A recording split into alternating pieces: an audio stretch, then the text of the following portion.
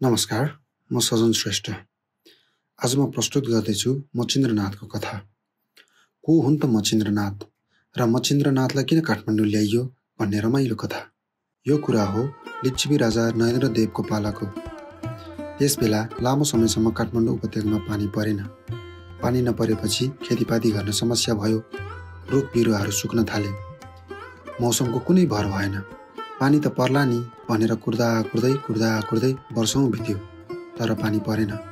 1 वर्ष 2 वर्ष गर्दै कुर्दा 12 वर्षसम्म पनि पानी नपरेर अनिकाल लागेपछि भने जनताको धैर्यको बाँध नै फुट्यो। खेती किसानी गर्नेहरू सबैजना ललितजाबुको नेतृत्वमा जम्मा भएर राजा नरेन्द्र देवलाई केही त उपाय गर्नु पर्यो भनेर अनुरोध गर्न भनेर पुगे।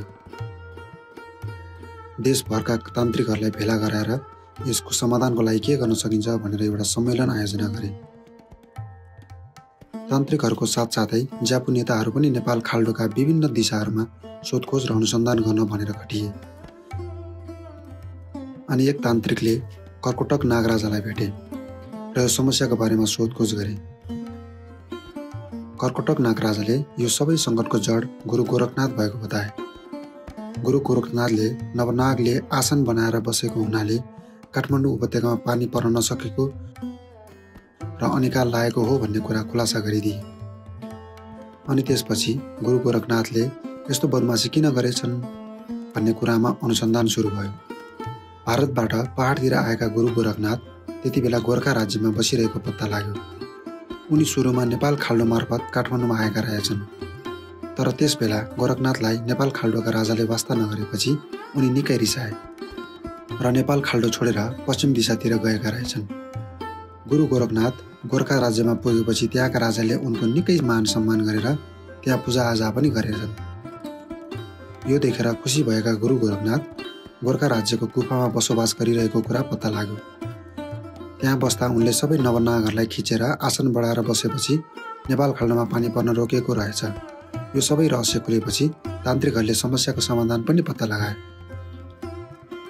गोरखनाथलाई नवनागलाई खुला गरेर छाडिदिन लगाउने।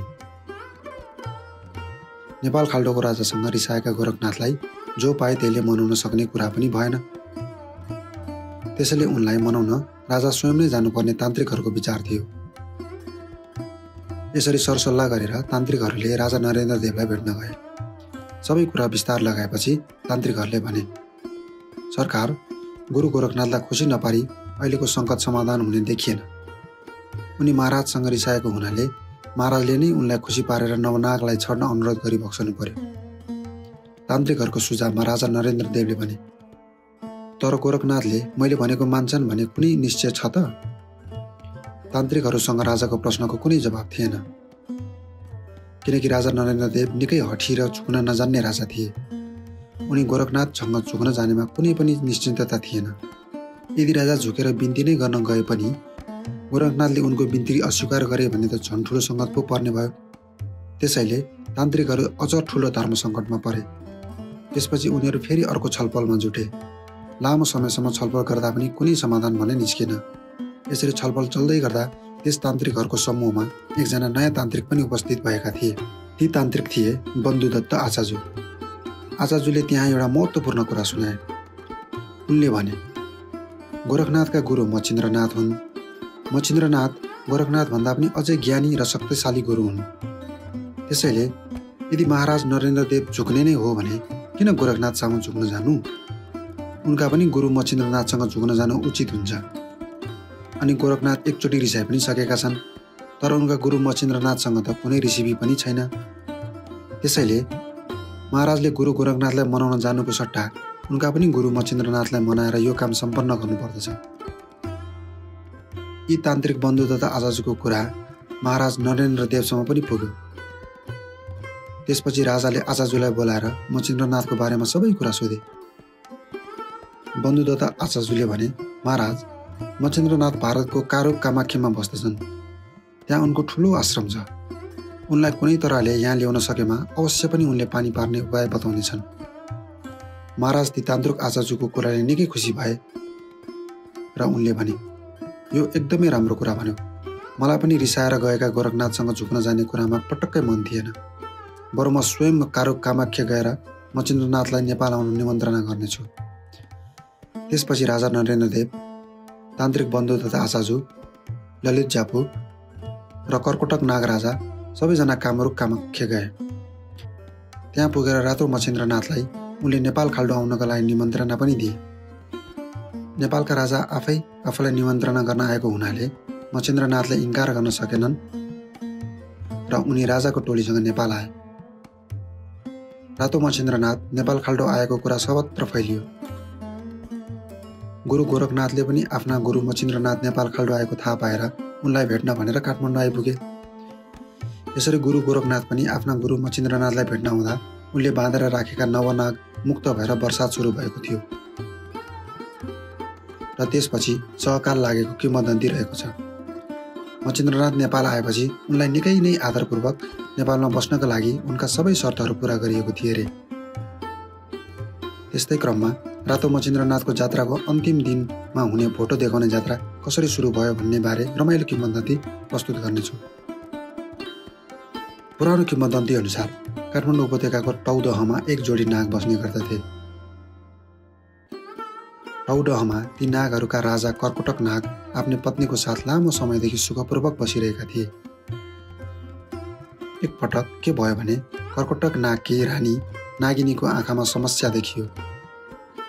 कर्कोटक नाग राजाले मानव रूप लिएर पत्नीको आँखाको उपचार गराउन वैद्य खोज्दै हिँडे।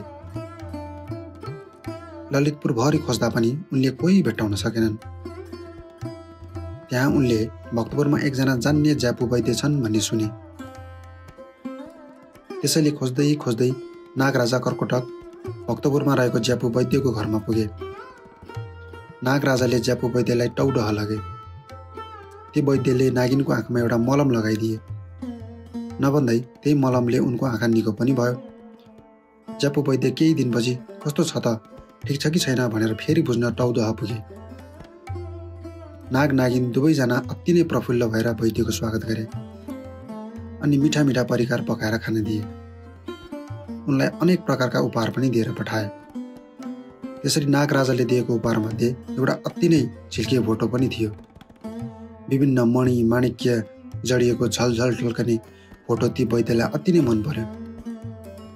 फोटो लगाएर हिँडेपछि उनको छुट्टै सान हुने गर्दथ्यो।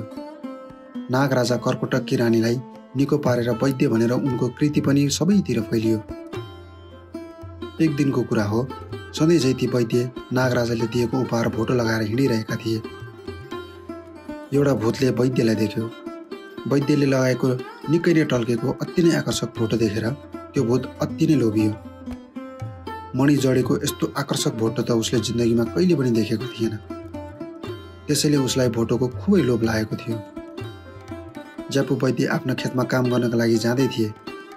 खेतको हिलो मैलोमा भोटो मैलिन्छ भनेर उसले भोटो खोलेर खेतको आलीमा राखे अनि खेत खन्न थाले। यही हो मौका भन्ने ठानेर भूतले उनको त्यो भोटो चोरेर भाग्यो। भूत भाग्नै लाग्दा वैद्यले देखिहाले र हत्त नपत्त कोदालो फालेर उनी भूतको पछि पछि लागे। तर भूतलाई भेट्टाउन मान्छेले के सक्थ्यो। एकैछिनमा भूत गायब भयो। भूतसँगै भोटो पनि गायब भयो।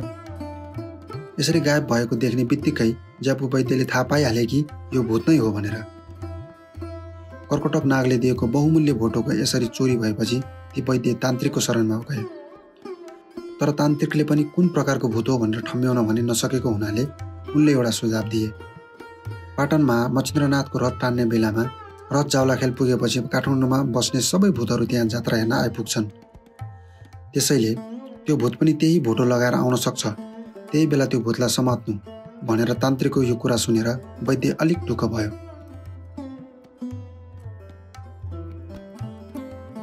त्यस बेला पनि पाटनमा मचिन्द्रनाथको रथ टान्ने र मचिन्द्रनाथको रथ तानेर जावलाखेल ल्याइ पुर्याउँदा सबै उपत्यकावासीहरू जात्रा हेर्न जाने गर्दथे। ज्यापू वैद्य पनि त्यही जात्रा हेर्न पुगे। उनलाई जात्रा हेर्न भन्दा पनि भोटो चोर्ने भूत समात्नु थियो। नभन्दै मणि माणिक्य टल्कने झलझली झल्केको भोटो लाएर भूत पनि जात्रा हेर्न आएको रहेछ। तर समस्या चाहिँ घरि एकातिर झिलिक्क देखिन्थ्यो अनि तुरुन्त गायब हुन्थ्यो, अनि फेरि अर्कोतिर टुप्लुक्क देखिन्थ्यो अनि फेरि गायब हुन्थ्यो। झिलिक मिलिक गर्दै भूत वैद्यको हात नै परेन। दिनभरि झिलिक मिलिक हुँदा हुँदै एकपटक त वैद्यले च्याप्पै पाखुरा समात्यो भूतको। वैद्यले अचानक समातेको भएर तर्सेको भूतले डराएर हेऱ्यो। वैद्यले पनि बल्ल हात पर्यो। ल अब खुर्क खोल त मेरो भोटो। भूतले भन्यो। किन दिने? यो त मेरो भोटो हो। वैद्यले जङ्गिँदै भने। कर्कटक नागराजले दिएको यो मेरो भोटो तैँले चोरेर भागेको होइनस्? भूतले ढुक्क भएर भन्यो।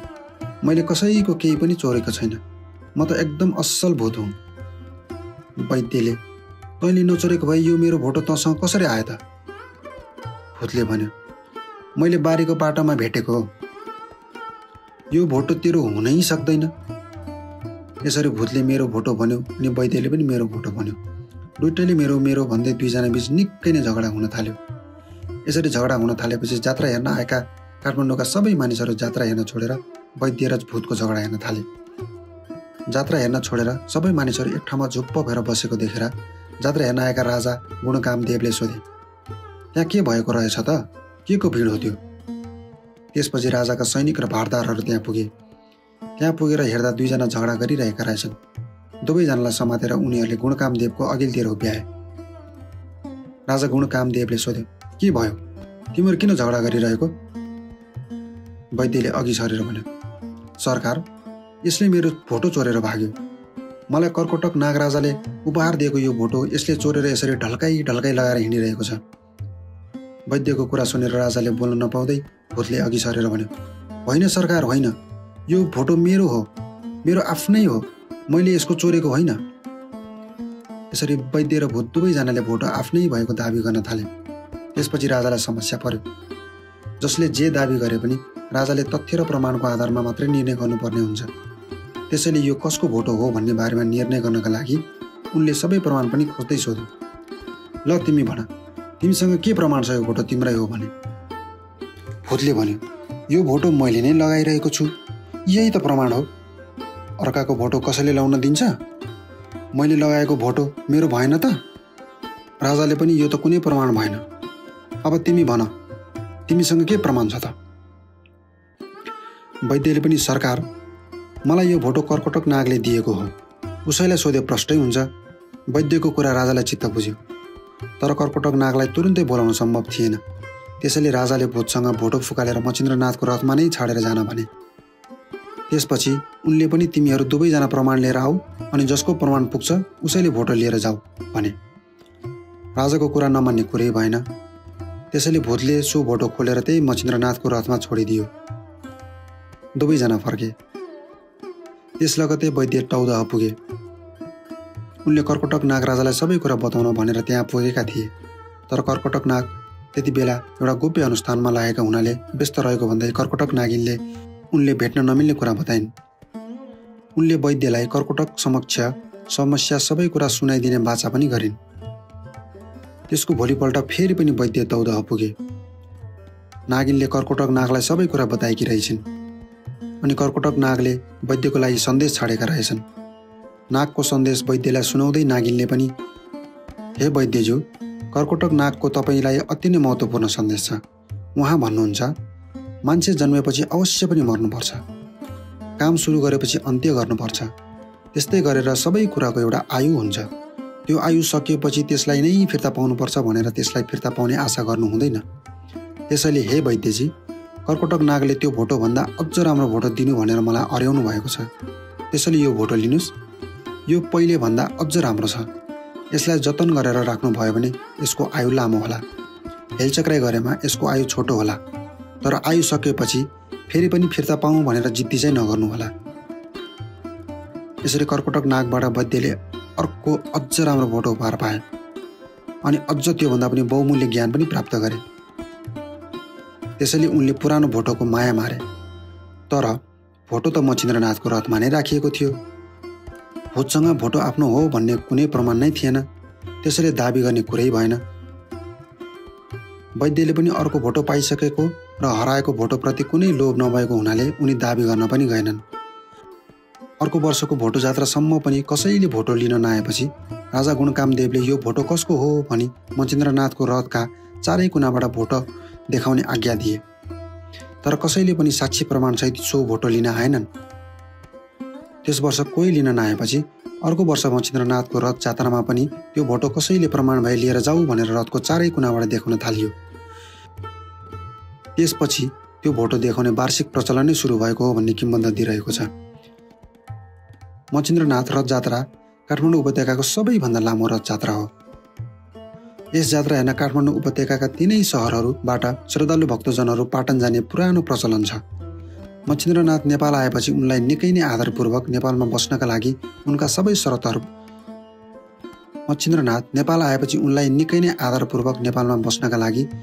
सबै शर्तहरू पुरा गरिएका थियो रे।